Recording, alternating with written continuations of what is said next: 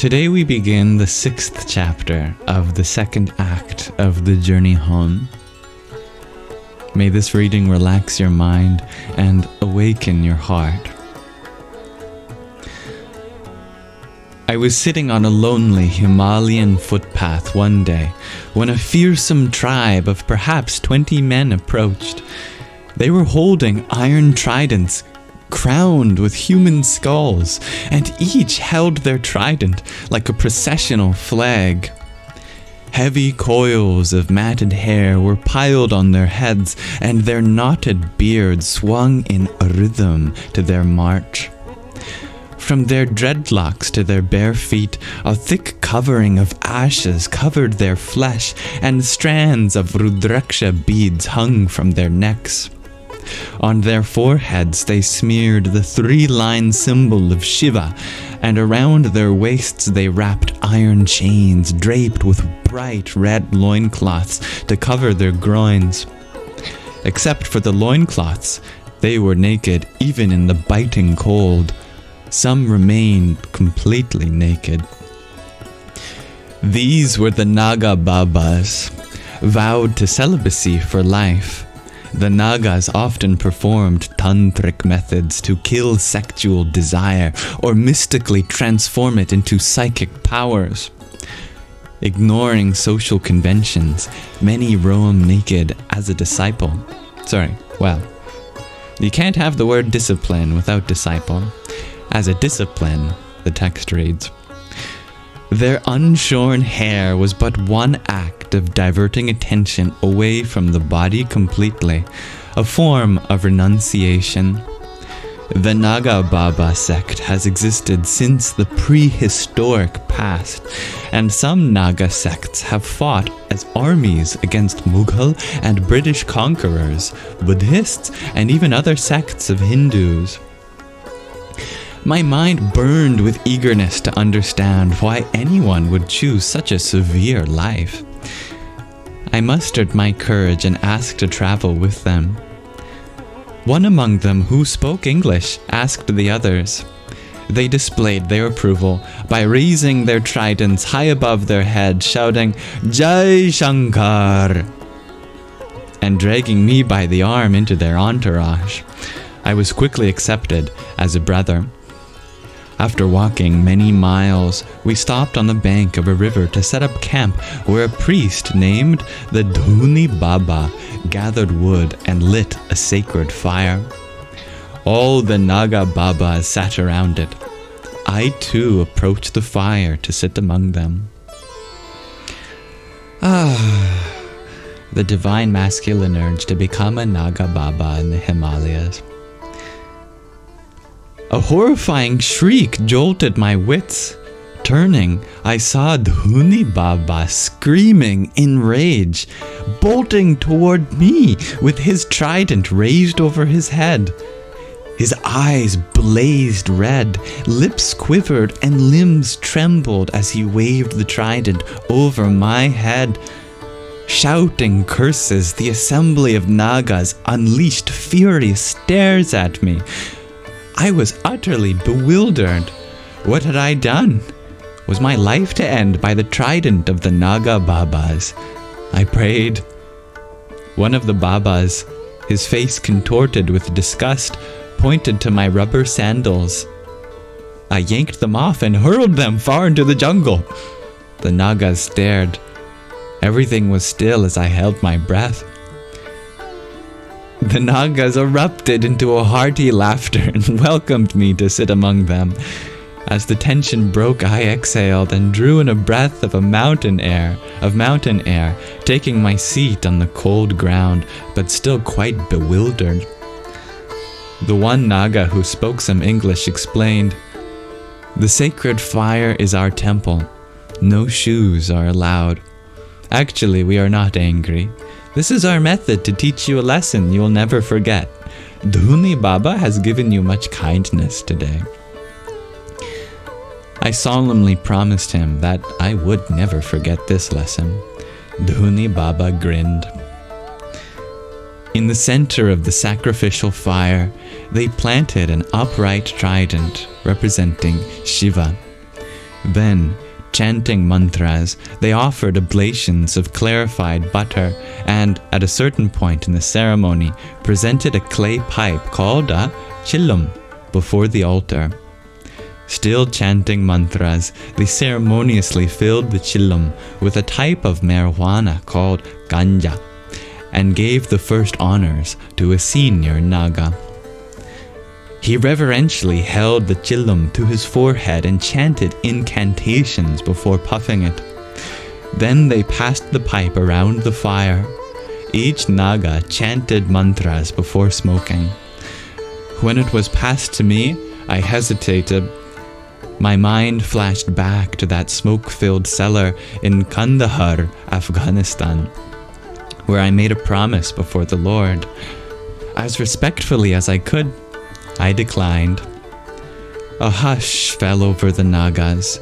They stared at me with discontent and then erupted into shouts of Mahaprasad, Mahaprasad, Shankar, Mahaprasad. The English-speaking Naga translated, "This is Shiva's mercy. You must honor it with us. It will help you to meditate on the infinite. If you refuse, it is a punishable offense." The rest of them stared at me like a vengeful mob. "I vowed to never take intoxicants," I said softly. He translated my words to the Nagas, and they fell into an eerie silence. Then, one of them stood up to gather wood and fed it into the sacred fire. Pausing, he stared at me and shook his head in disapproval. My head swirled. Is this fire going to be my funeral pyre? Suddenly, all the Nagas smiled at me. Dhuni Baba affectionately rubbed my head and laughed. They honored my vow to abstain from ganja. To my relief, an iron pot was placed on the fire for cooking dinner. When the cooking of the rice and dal was complete, Dhuni Baba offered part of it into the fire while chanting mantras. The remainder became the sanctified food called prasad and was served to the assembled Nagas. That night, we all slept near the fire, and in the morning, after bathing in the chilly river, I watched as they smeared their bodies with the ashes of the sacred fire, which they did whenever crematorium ashes were not close by. Perhaps because of the bitter cold, the fire was the most popular place to be. Some of them smoked ganja, while other Nagas meditated or chanted mantras on their Rudraksha beads. Then, before my eyes, an elder Naga, sitting motionless in the lotus posture, slowly levitated about a foot off the ground. Another Baba near the fire did the same. I pinched myself just to be sure I wasn't dreaming. No, I was awake.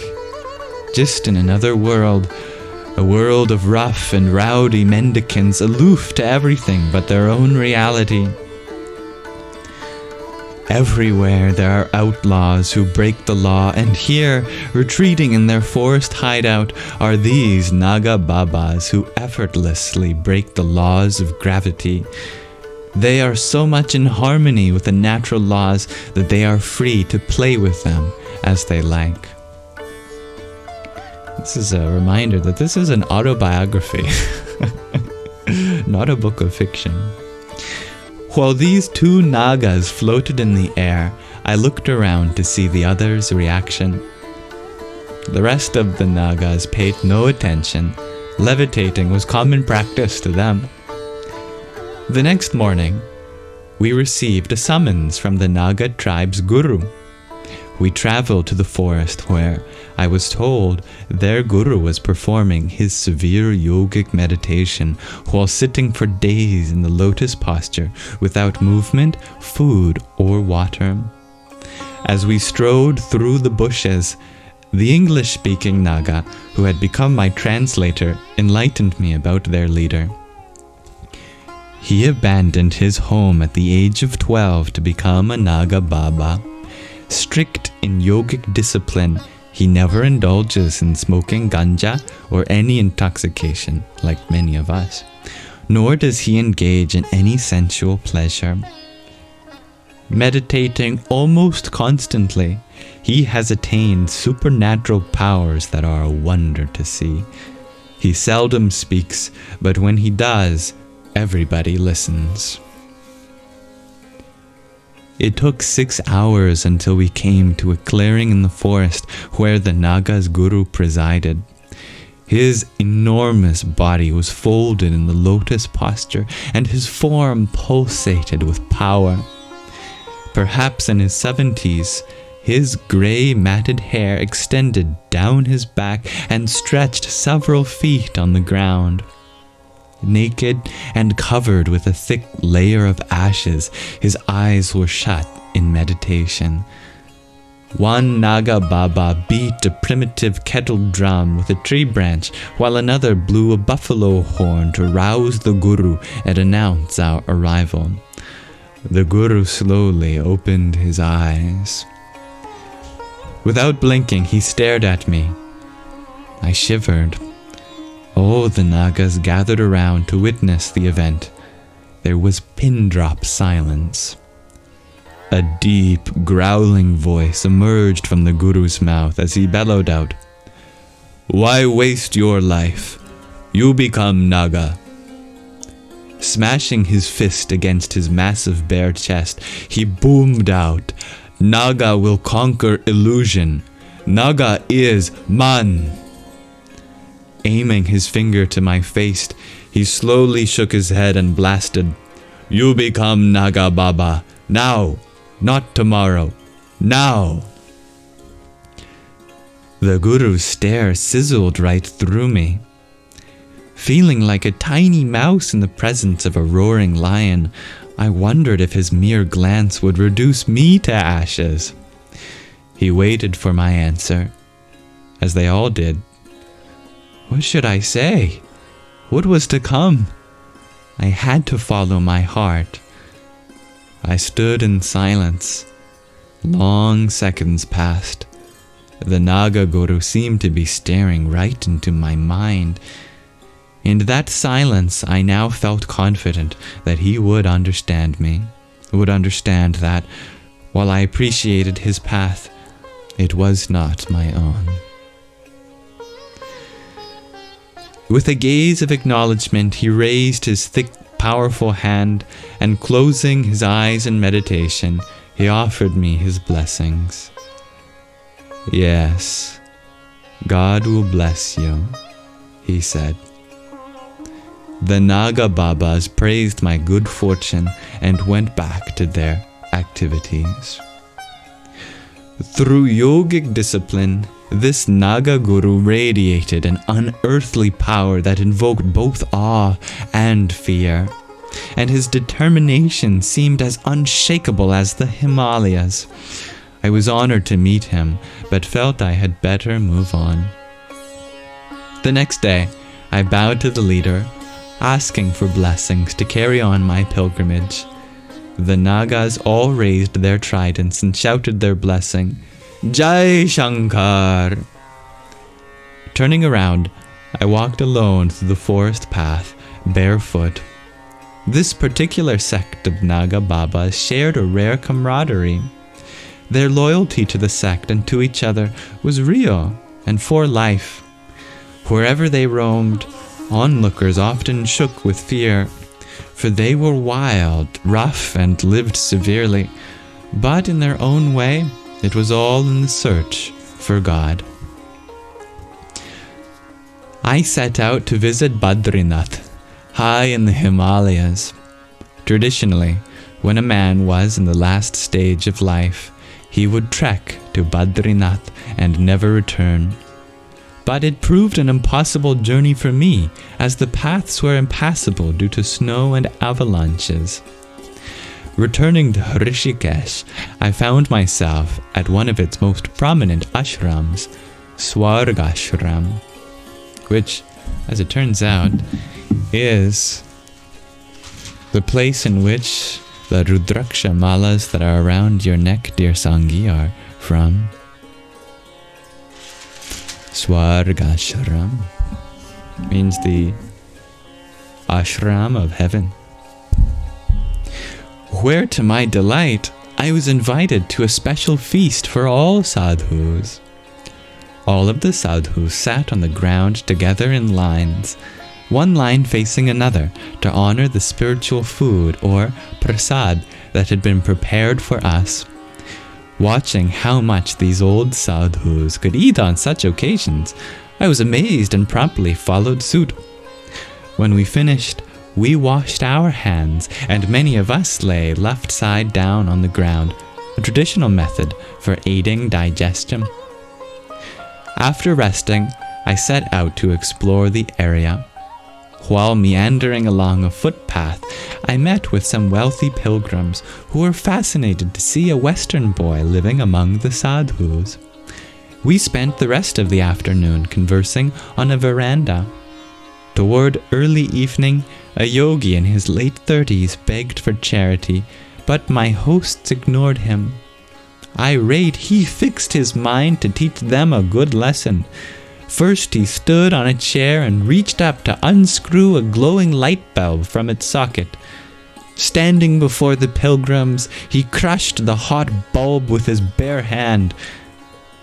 When he opened his fist, he showed us how he had ground it into a fine powder. Amazingly, there was not a trace of blood or a single cut on his hand, and this was only the beginning of his performance. He then poured all the fine glass powder into his mouth and, drinking a cup of Ganga water, swallowed it all. The wealthy pilgrims were astounded. Reaching into their pockets, they each gave him a generous donation and asked if he would show them more of his powers. For his next feat, the yogi went to a nearby construction site to claim a long pole of steel rebar. Covering one eye with a thin patch of cloth, he balanced one end of the metal pole on this eye socket and the other against a wall. Then he slowly walked forward toward the wall. The metal pole bent more and more with each step until he actually reached the wall, bending the two ends of the pole together with his bare eye. Tossing the now U-shaped rod aside, he removed the cloth to reveal an eye that was bright red with irritation, but undamaged. I had seen so many of these powers among yogis, it had become quite ordinary to me. But the pilgrims now lavished more money on him, asking how he gained his powers. While massaging his eye with his palm, he explained, "For 20 years I lived with my guru in a Himalayan cave. Guruji took note that I was using the powers he taught me for prestige and monetary gain.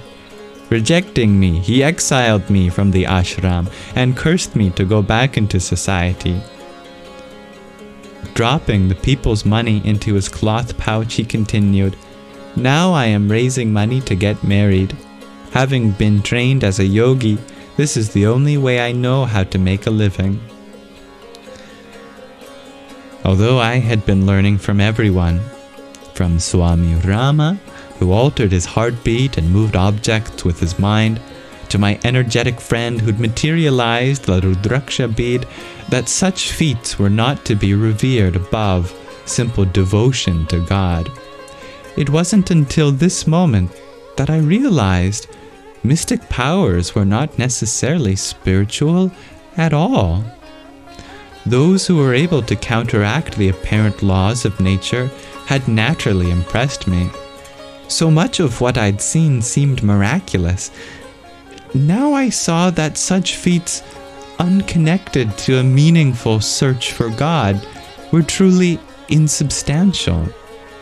I was looking for more. The Himalayas had given me much, but I did not yet know what form my own worship would take, and sought to expose myself to the rich variety of worship in India as a whole. The promise of visiting Varanasi, a highly spiritual city praised in Indian literature, and learning more about Buddhism and its practitioners at Bodh Gaya lured me to travel southeast into the plains. I was about to descend from the Himalayas, but I knew I would be back. These 4 months had seemed like a lifetime and had given me much to digest. Returning to my cherished rock in the Ganga, I listened to the river's song. There my Himalayan experiences, flashed across the screen of my mind. There was the sadhu who instructed me to submerge my western clothes in the river and granted me the robes of a mendicant. The jewels of wisdom I collected while washing the river, offering my harmonica into the Ganga and receiving her sweet song. Swami Chidananda's simplicity and wisdom, Maharishi's blessings and dreams, Tatwala Baba's absorption and meditation, the leper woman's blessing, Kailash Baba's fatherly kindness, Anandamayi Ma's motherly compassion, Balashiva Yogi's yogic powers, the Nagababas' unique teaching techniques, and the lessons I learned from the rivers, mountains, trees, sky, and wild animals.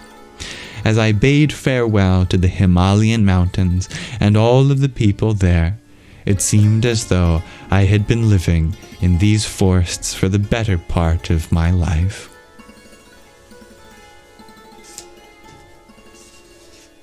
Thank you for listening. That is the end of the 6th chapter of the 2nd act of the journey home. I hope the reading experience was as mystical for you as it was for me. If you have any insights you want to share, you are welcome to do so. Namaste.